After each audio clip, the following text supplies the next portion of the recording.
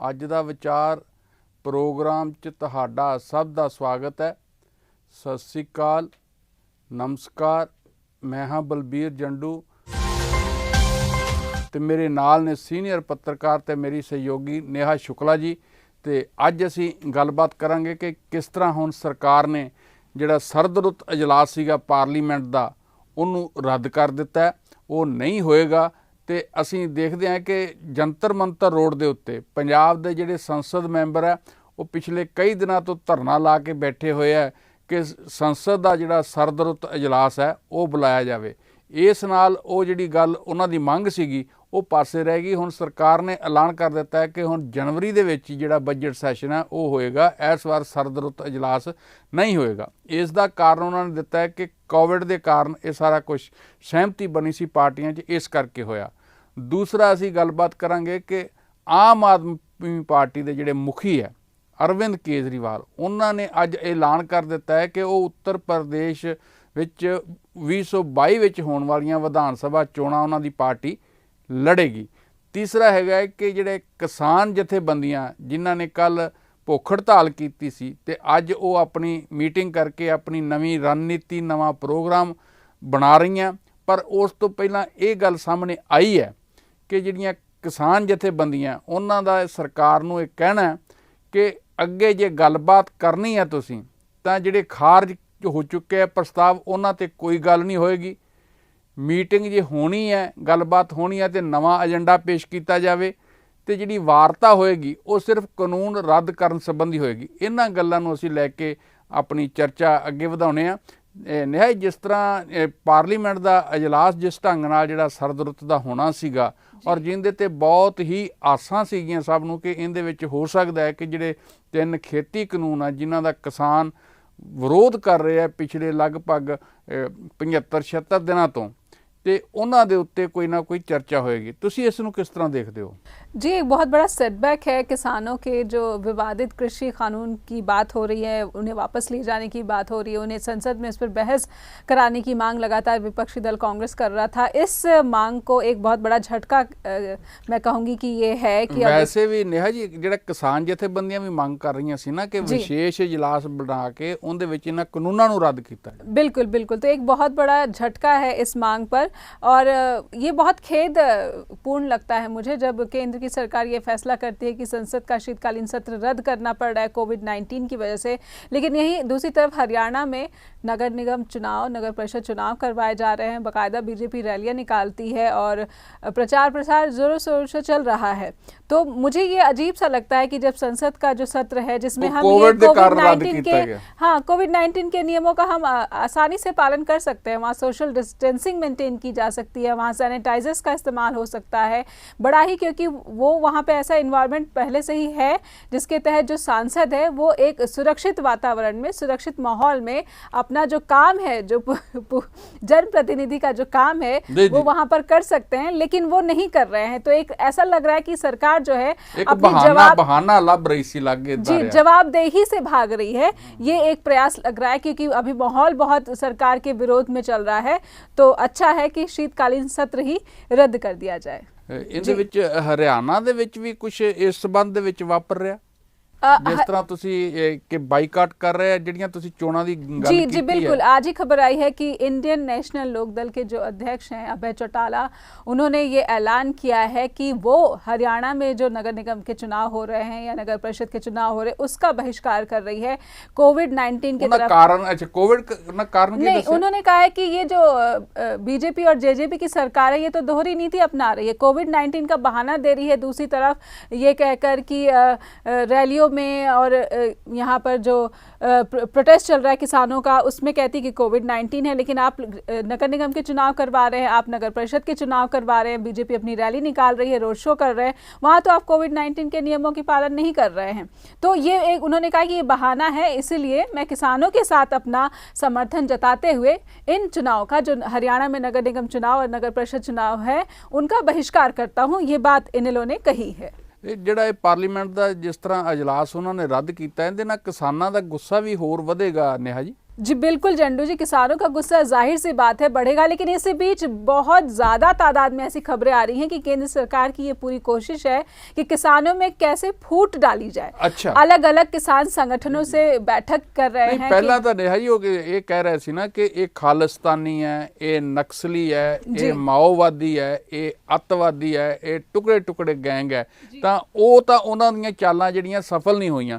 ਅਸੀਂ ਦੇਖਦੇ ਹਾਂ ਕਿ ਹੁਣ ਸਰਕਾਰ ਜਿਹੜੀ ਆ ਆਪਣੀਆਂ ਹੀ ਬਣਾਈਆਂ ਯੂਨੀਅਨਾਂ ਨੂੰ ਸੱਦ ਕੇ ਉਹਨਾਂ ਨਾਲ, ਜਾਂ ਆਪਣੀਆਂ ਜਿਹੜੀਆਂ ਉਹਨਾਂ ਦੀ ਪਾਰਟੀ ਦੀ ਵੱਖ-ਵੱਖ ਯੂਨਿਟ ਹੈਗੇ ਉਹਨਾਂ ਸੱਦ ਕੇ ਤੇ ਉਹਨਾਂ ਨੂੰ ਇੱਕ ਦੱਸਿਆ ਜਾ ਰਿਹਾ ਕਿ ਕਿਸਾਨ ਸੰਗਠਨ ਆਣ ਕੇ ਇਹ ਜਿਹੜੇ ਬਿੱਲਾਂ ਦੀ ਹਮਾਇਤ ਕਰ ਰਿਹਾ ਹੈ। जी बिल्कुल, केंद्र सरकार के जो मंत्री हैं, कृषि मंत्री है तोमर जी से, उनसे अभी बीते 2 दिन पहले हरियाणा के किसानों का एक जो संगठन है वो मिलने पहुंचा। उन्होंने कहा कि हमें तो ये कानून बहुत अच्छे, हमारी इससे आर्थिक स्थिति बेहतर होगी और अगर आपने ये कानून वापस लिया तो हम जो है प्रोटेस्ट करेंगे, धरना देंगे। वहीं इसी बीच तोमर वैसे कि तो प्रोटेस्ट की गल तो आई नहीं वैसे जी, लेकिन वो धमकी दे रहे हैं। वो भी शायद वो एक पैरेलल जो लड़ाई कराने का जो ट्रेंड बीजेपी की कार्यशैली में दिखता है, जब वो बीजेपी की राजनीति को अगर टटोला जाए, पीछे देखा जाए तो किस तरह की जो राजनीतिक शैली रही है बीजेपी की, वंड पाऊ राजनीति ਜਿਹੜੀ ਹੈ, ਫੁੱਟ ਪਾऊ ਰਾਜਨੀਤੀ ਹੈ, ਸਮਾਜ 'ਚ ਵੀ ਉਹਨਾਂ ਦੀ ਜਿਹੜੀ ਅਪਰੋਚ ਇਹੀ ਹੈ, ਜਿਹੜੀਆਂ ਬਾਕੀ ਦੀਆਂ ਚੋਣਾਂ ਵੀ ਆਉਂਦੀਆਂ ਉਸ ਮੌਕੇ ਤੇ ਵੀ ਉਹ ਅਜਿਹਾ ਕੰਮ ਕਰਦੇ ਆ ਕਿ ਕਿਸ ਤਰ੍ਹਾਂ पोलराइजेशन ਕੀਤੀ ਜਾਵੇ।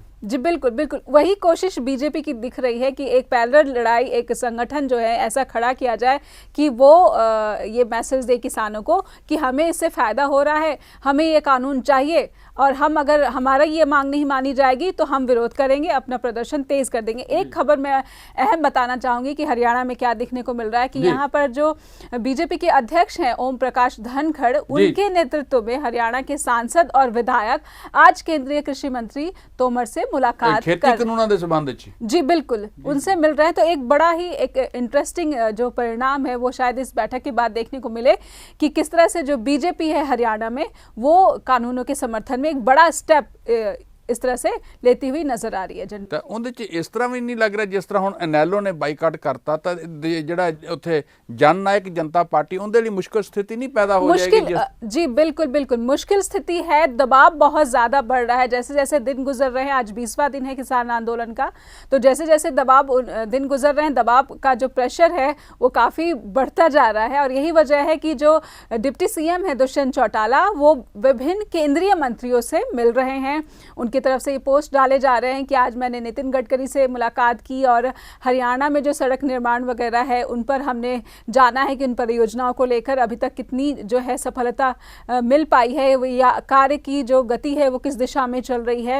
तो ये एक प्रोजेक्ट करने की कोशिश दुष्यंत चौटाला और उनकी पार्टी की तरफ से भी दिख रहा है। वैसे नेहा जी ਅਸੀਂ ਦੇਖਦੇ ਹਾਂ ਕਿ ਹਰਿਆਣਾ ਦੇ ਵਿੱਚ ਜਿਸ ਤਰ੍ਹਾਂ ਸ਼ੁਰੂ 'ਚ ਇਹਨਾਂ ਨੇ ਕੋਸ਼ਿਸ਼ ਕੀਤੀ ਕਿ ਹਰਿਆਣਾ ਦੇ ਜਿਹੜੇ ਕਿਸਾਨ ਹੈ ਉਹਨਾਂ ਨੂੰ ਪੰਜਾਬ ਦੇ ਕਿਸਾਨ ਦੇ ਨਾਲ ਜੁੜਨ ਨਾ ਦਿੱਤਾ ਜਾਵੇ, ਵੰਡਿਆ ਜਾਵੇ। ਉਹਦੇ 'ਚ SYL ਦਾ ਮਾਮਲਾ ਉਠਾਇਆ ਗਿਆ, ਪਾਣੀਆਂ ਦਾ ਮਾਮਲਾ ਉਠਾਇਆ ਗਿਆ ਔਰ ਹੋਰ ਵੀ ਢੰਗ ਤਰੀਕੇ ਵਰਤੇ ਗਏ। ਪਰ ਅਸੀਂ ਦੇਖਦੇ ਹਾਂ ਕਿ ਉੱਥੇ ਹਰਿਆਣਾ ਦੇ ਜਿਹੜੇ ਕਿਸਾਨ ਹੈ, ਪੰਜਾਬ ਦੇ ਕਿਸਾਨ ਹੈ, ਇਕੱਠੇ ਬੈਠ ਕੇ ਸਾਰਾ ਕੁਝ ਅੰਦੋਲਨ ਨੂੰ ਚਲਾ ਰਹੇ ਆ। ਔਰ ਉਹਦੇ 'ਚ ਬਕਾਇਦਾ ਅੱਜ ਇੱਕ ਖਬਰ ਵੀ ਲੱਗੀ ਹੈ ਇੱਕ ਅਖਬਾਰ ਦੇ ਵਿੱਚ, ਔਰ ਬਕਾਇਦਾ ਉਹਨਾਂ ਨੇ ਕਿਹਾ ਕਿ ਜਿਹੜੇ ਉੱਥੇ ਤਾਊ ਤੇ ਭਾਊ ਹੈ ਉਹ ਇਕੱਠੇ ਹੋ ਕੇ ਬੈਠੇ ਆ। ਤਾਊ ਮਤਲਬ ਹਰਿਆਣੇ ਦਿਆਂ ਨੂੰ ਤਾਊ ਹੈ, ਤੇ ਕਿਉਂਕਿ ਮਾਝੇ 'ਚ ਜਿਹੜਾ ਵੱਡਾ ਭਰਾ ਹੁੰਦਾ ਉਹਨੂੰ ਭਾਊ ਕਹਿੰਦੇ ਆ, ਤਾਂ ਇਹ ਕਰਕੇ ਉਹਨਾਂ ਨੇ ਕਿਹਾ ਕਿ ਭਾਊ ਤੇ ਤਾਊ ਤਾਂ ਇੱਥੇ ਇਕੱਠੇ ਬੈਠੇ ਆ। ਪਰ ਸਰਕਾਰ ਦੀ ਕੋਸ਼ਿਸ਼ ਇਸ ਤਰ੍ਹਾਂ ਦੀ ਚੱਲ ਰਹੀ ਹੈ। जी बिल्कुल, क्योंकि इकट्ठे हो गए हैं, यही सबसे बड़ा जो है संकट है बीजेपी के नेतृत्व में जो केंद्र सरकार है उसके लिए। और साथ ही साथ मैं बार बार यही कह रही हूँ कि हरियाणा में भी जो सरकार है, साझा सरकार, इसके लिए भी संकट की स्थिति जो है वो गहराती जा रही है। तो ये भी एक विषय हो सकता है आज जब यहाँ पर भाजपा के जो अध्यक्ष हैं ओम प्रकाश धनखड़, वो सांसदों और विधायकों के साथ जब मिलेंगे तोमर के साथ, तो किसानों के मसले पर जो विवाद चल रहा है उस पर भी शायद ये वो बातचीत कर सकते हैं। और ये देखना होगा कि इस बातचीत में क्या निकल कर आता है। जी बिल्कुल बिल्कुल, तो एक दबाव हरियाणा की सरकार पर भी बना हुआ है। ਤਾਂ ਉਹਦੇ ਵਿੱਚ ਦੂਸਰੀ ਅਸੀਂ ਖਬਰ ਵੱਲ ਵਧਦੇ ਹਾਂ ਕਿ ਕਿਸ ਤਰ੍ਹਾਂ ਜਿਹੜੀਆਂ ਕਿਸਾਨ ਜਥੇਬੰਦੀਆਂ ਜਿਹੜੀਆਂ 32 ਜਿਹੜਾ ਸਿੰਘੂ ਬਾਰਡਰ ਤੇ ਬੈਠੀਆਂ ਔਰ ਟਿਕਰੀ ਬਾਰਡਰ ਤੇ ਬੈਠੀਆਂ, ਔਰ ਇਸ ਤਰ੍ਹਾਂ ਜਿਹੜਾ ਗਾਜ਼ੀਪੁਰ ਹੈ ਉਸ ਬਾਰਡਰ ਤੇ ਬੈਠੀਆਂ, ਪਲਵਲ ਬੈਠੀਆਂ, ਉਹਨਾਂ ਸਾਰਿਆਂ ਦੀ ਅੱਜ ਇੱਕ ਮੀਟਿੰਗ ਹੋ ਰਹੀ ਹੈ। ਉਹਨਾਂ ਨੇ ਸ਼ਾਮ ਨੂੰ 5 ਵਜੇ ਦੇ ਕਰੀਬ ਜਿਹੜੀ ਹੈ ਪ੍ਰੈਸ ਕਾਨਫਰੰਸ ਵੀ ਕਰਨੀ ਆ। ਉਹਦੇ 'ਚ ਉਹਨਾਂ ਨੇ ਆਪਣੇ ਅਗਲੇ ਪ੍ਰੋਗਰਾਮ ਦਾ ਐਲਾਨ ਕਰਨਾ। ਪਰ ਉੱਥੋਂ नेहा जी गल निकल के आ रही है सामने, उनके जिस तरह सरकार और खेतीबाड़ी मंत्री ਔਰ ਬਾਰ-ਬਾਰ ਇਹ ਕਹਿ ਰਿਹਾ ਕਿ ਅਸੀਂ ਗੱਲਬਾਤ ਲਈ ਤਿਆਰ ਹਾਂ, ਜਦੋਂ ਮਰਜ਼ੀ ਆ ਜਾਣ ਕਿਸਾਨ, ਸਾਡੇ ਦਰਵਾਜ਼ੇ ਖੁੱਲ੍ਹੇ ਹੈ। ਪਰ ਉਸ ਦੇ ਲਈ ਕੋਈ ਲਿਖਤੀ ਸੱਦਾ ਨਹੀਂ ਹੈ, ਕੋਈ ਲਿਖਤੀ ਗੱਲਬਾਤ ਨਹੀਂ ਹੈ, ਤਾਂ ਇਹ ਜ਼ਬਾਨੀ ਜਮ੍ਹਾਂ ਖਰਚੀ ਸਾਰਾ ਕੁਝ ਹੋ ਰਿਹਾ। ਈਵਨ ਕਿ ਗ੍ਰਹਿ ਮੰਤਰੀ ਵੀ ਕਹਿ ਰਿਹਾ, ਪ੍ਰਧਾਨ ਮੰਤਰੀ ਵੀ ਕਹਿ ਰਿਹਾ ਕਿ ਗੱਲਬਾਤ ਜਾਰੀ ਰਹਿਣੀ ਚਾਹੀਦੀ। ਇੱਕ ਪੱਖ ਤਾਂ ਇਹ ਹੈ। ਦੂਸਰੇ ਪਾਸੇ ਉਹ ਕੀ ਕਰ ਰਹੇ ਹੈ ਕਿ ਜਿਹੜੇ ਖੇਤੀ ਕਾਨੂੰਨ ਹੈ ਉਹਨਾਂ ਨੂੰ ਜਾਇਜ਼ ਠਹਿਰਾਉਣ ਦੇ ਲਈ, ਉਹਨਾਂ ਦੇ ਲਈ ਹਮਾਇਤ ਜਟਾਉਣ ਦੇ ਲਈ ਵੀ ਯਤਨ ਜਾਰੀ ਹੈ। ਜਿਸ ਤਰ੍ਹਾਂ ਤੁਸੀਂ ਦੱਸਿਆ ਕਿ ਹੁਣ ਖੇਤੀਬਾੜੀ ਮੰਤਰੀ ਜਿਹੜੇ ਆ ਉਹ ਕਿਸਾਨ ਜਥੇਬੰਦੀਆਂ ਨੂੰ ਵੀ ਮਿਲ ਰਿਹਾ, ਜਿਹੜੀਆਂ ਉਹਨਾਂ ਦੇ ਪੱਖ ਦੀਆਂ ਹੈਗੀਆਂ, ਜਿਹੜੇ ਖੇਤੀ ਕਾਨੂੰਨਾਂ ਨੂੰ ਸਪੋਰਟ ਕਰਦੇ ਆ। ਜਦੋਂ ਕਿ ਉਹ ਜਿਸ ਤਰ੍ਹਾਂ ਉਹਨਾਂ ਨੇ ਰਾਤੋਂ ਰਾਤ, ਕਿਸਾਨ ਜਥੇਬੰਦੀਆਂ ਦਾ ਕਹਿਣਾ ਕਿ ਰਾਤੋਂ ਰਾਤ ਖੜੀਆਂ ਕੀਤੀਆਂ ਗਈਆਂ ਜਥੇਬੰਦੀਆਂ। ਔਰ ਦੂਸਰੇ ਪਾਸੇ ਅਸੀਂ ਦੇਖਦੇ ਹਾਂ ਕਿ ਕਿਸਾਨ ਜਥੇਬੰਦੀਆਂ ਨੇ ਬੜਾ ਸਪਸ਼ਟ ਕਹਿ ਦਿੱਤਾ ਕਿ ਜੇ ਤੁਸੀਂ ਗੱਲਬਾਤ ਕਹੋ ਕਿ ਜਿਹੜੇ ਪ੍ਰਸਤਾਵ ਖਾਰਜ ਕਰ ਦਿੱਤੇ ਆ ਉਹਨਾਂ ਤੇ ਕਰਨੀ ਆ, ਉਹਨਾਂ ਤੇ ਗੱਲਬਾਤ ਨਹੀਂ ਹੋ ਸਕਦੀ ਤੇ ਅਸੀਂ ਗੱਲਬਾਤ ਲਈ ਨਹੀਂ ਆਵਾਂਗੇ। ਦੂਸਰੀ ਉਹਨਾਂ ਨੇ ਗੱਲ ਕਹੀ ਹੈ ਕਿ ਜੇ ਨਵਾਂ ਏਜੰਡਾ ਹੋਏਗਾ ਤਾਂ ਗੱਲਬਾਤ ਲਈ ਆਵਾਂਗੇ।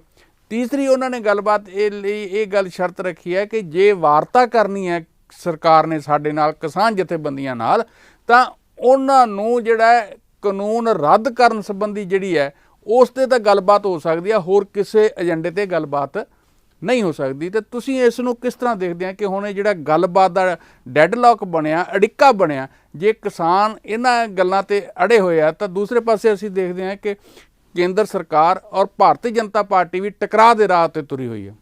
जी, बीजेपी की जो किसान इकाई है वो शुरू से इसका विरोध कर रही है। वो किसानों के भारतीय किसान संघ, जी, वो लगातार वो किसानों के जब एमएसपी की ही बात आई थी तो उन्होंने समर्थन किया था। इसके साथ साथ एक विरोधाभासी मैं कहूँगी कि ये भी है कि हरियाणा में जब डिप्टी सीएम बातचीत करके निकलते हैं केंद्रीय मंत्री से, राजनाथ सिंह से, तो वो ये बयान देते हैं कि जल्द ही इसकी पूरी संभावना है कि किसान और केंद्र के बीच बैठक होगी। जी, उन्होंने 48 घंटे का समा रखा जी। तो जब इस तरह के बयान देते हैं डिप्टी सीएम हरियाणा के दुष्यंत चौटाला केंद्रीय मंत्री राजनाथ सिंह से मिलने के बाद, तो ऐसी उम्मीद बनती है कि शायद जल्द ही बातचीत होगी। एक खबर ये भी आई थी कि 15 दिसंबर को ही बात होगी, तो आज ऐसा कुछ नहीं नजर आ रहा है।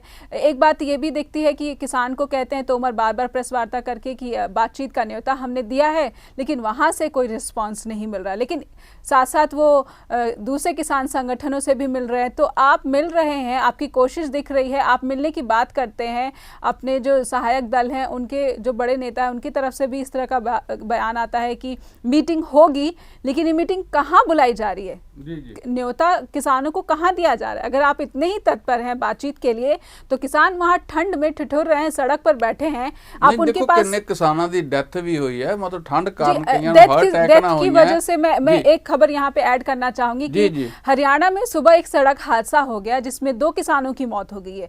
एक किसान युवा किसान था 25 साल का जिसकी उम्र थी, और एक किसान 60 वर्ष का था। तो ये आंदोलन में जो शहादत जिनको मिल रही, जिन किसानों की, इनका जिम्मेदार कौन है?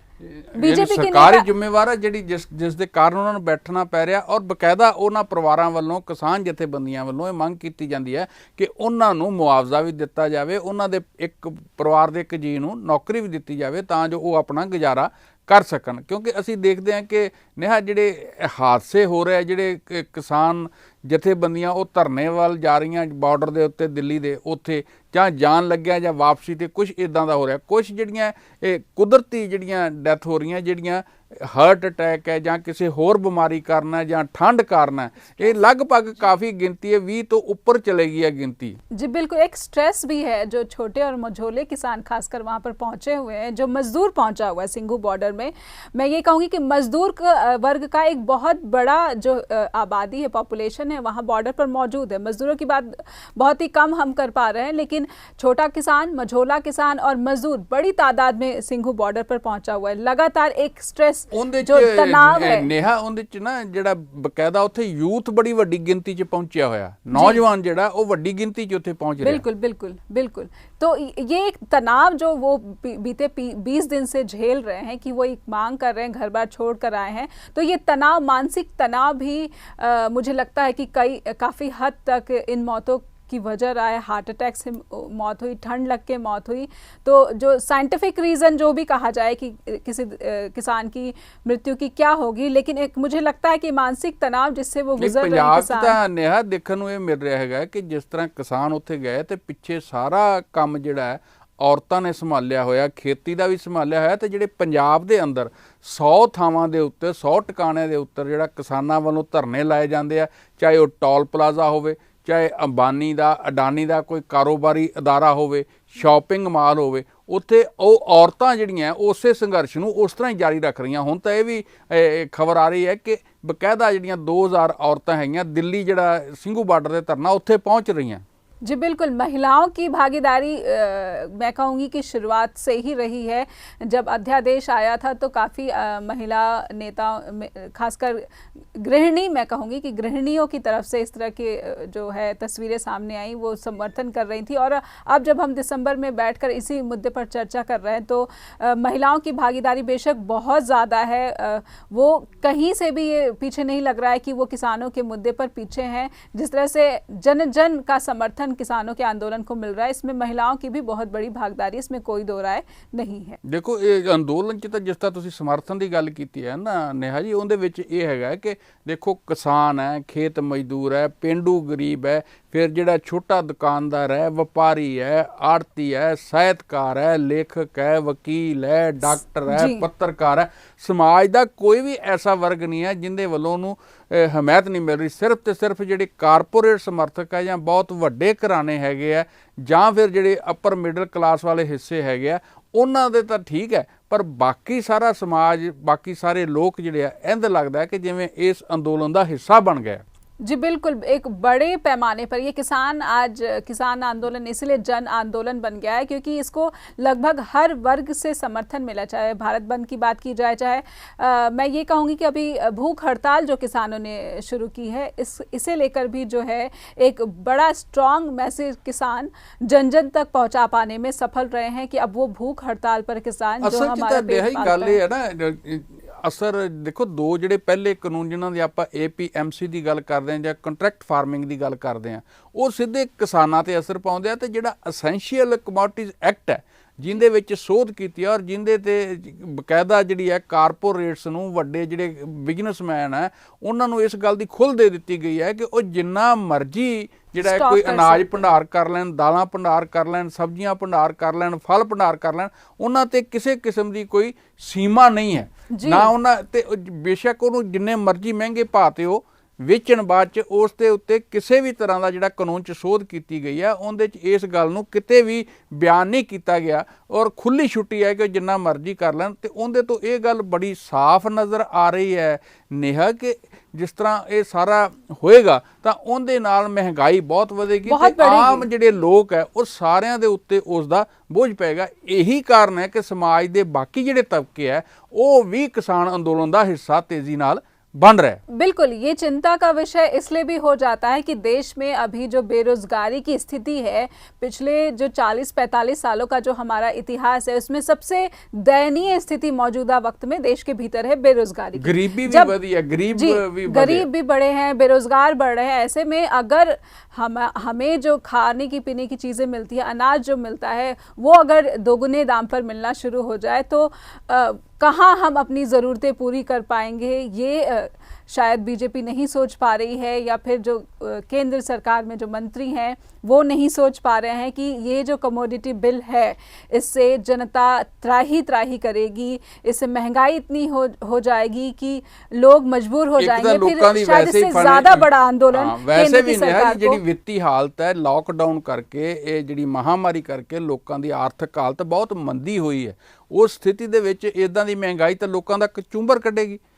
ਸੋ ਇੱਥੇ ਅਸੀਂ ਆਪਣੀ ਤੀਸਰੀ ਖਬਰ ਵੱਲ ਵਧਦੇ ਹਾਂ ਨਿਹਾਈ। ਉਹਦੇ 'ਚ ਜਿਸ ਤਰ੍ਹਾਂ ਆਮ ਆਦਮੀ ਪਾਰਟੀ ਨੇ ਬਕਾਇਦਾ ਅੱਜ ਉਹਨਾਂ ਦੇ ਜਿਹੜੇ ਮੁੱਖ ਮੰਤਰੀ ਆ ਦਿੱਲੀ ਦੇ ਔਰ ਪਾਰਟੀ ਦੇ ਕਨਵੀਨਰ ਆ ਜਾਂ ਮੁਖੀ ਹੈ, ਉਹਨਾਂ ਨੇ ਇਹ ਐਲਾਨ ਕਰ ਦਿੱਤਾ ਹੈ ਅਰਵਿੰਦ ਕੇਜਰੀਵਾਲ ਹੋਣਾ ਨੇ ਕਿ ਬਕਾਇਦਾ ਉਹ ਜਿਹੜੀਆਂ ਉੱਤਰ ਪ੍ਰਦੇਸ਼ ਦੀਆਂ 2022 'ਚ ਆਉਣ ਵਾਲੀਆਂ ਚੋਣਾਂ ਉਹ ਲੜਨਗੇ। ਉਹਨਾਂ ਦੀ ਪਾਰਟੀ ਉੱਥੇ ਬਕਾਇਦਾ ਲੜੇਗੀ ਔਰ ਉਹਨਾਂ ਦਾ ਕਹਿਣਾ ਹੈ ਕਿ ਲੈ ਵੀ ਉੱਥੇ ਹਸਪਤਾਲਾਂ 'ਚ ਕਿਸੇ ਤਰ੍ਹਾਂ ਦੀ ਸਹੂਲਤ ਨਹੀਂ, ਇਸੇ ਕਰਕੇ ਉੱਥੋਂ ਦੇ ਲੋਕ ਦਿੱਲੀ ਆ ਰਹੇ ਆ ਤੇ ਇਸੇ ਕਰਕੇ ਅਸੀਂ ਉਸ ਪਾਸੇ ਉੱਥੇ ਜਾ ਕੇ ਚੋਣਾਂ ਵੀ ਲੜਾਂਗੇ ਤੇ ਉੱਥੇ ਇਸ ਤਰ੍ਹਾਂ ਦੀਆਂ ਸਹੂਲਤਾਂ मुहैया करावांगे। जी बिल्कुल, केजरीवाल ने एक बहुत ही कहेंगे कि एम्बिशियस फैसला जो लिया है जी, और अचानक लिया है, क्या कुछ तौल के लिया है। उन्होंने कहा कि बड़ी गंदी राजनीति उत्तर प्रदेश के निवासियों ने देखा है, बहुत पीछे लंबे समय से वो गंदी राजनीति देख रहे हैं, और यही वजह है कि हमने जो है उत्तर प्रदेश के विधानसभा चुनाव जो 2022 में होने वाले हैं उसमें हिस्सा लेंगे। और एक बड़ी बात ये भी है कि